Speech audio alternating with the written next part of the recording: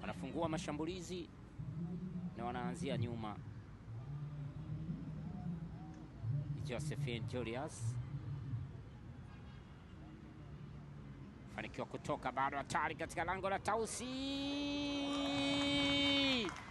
Bao la kwanza, na ni kama vile walikuwa wakilazimisha Simba kuona namna ambavyo wanatafuta bao la kuongoza, lakini safu ya ulinzi ya timu ya Tausi imeshindwa kuhimili mikiki na wanakitambulisha kinafanywa kazi.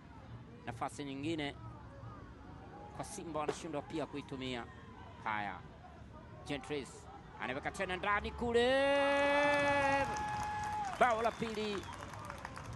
Ni kama vile ambavyo safu ya ulinzi ya timu ya Tausi imeanza kupwaya sasa na kutoa mwanya kwa washambuliaji. Vivian Korozane fika tena kwenye njia, nafasi kwa Simba hiyo, anaitoa tena kwenye njia, goli la tatu.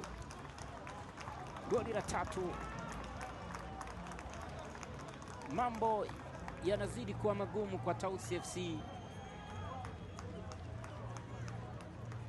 Goli la tatu, wanajipigia tu sasa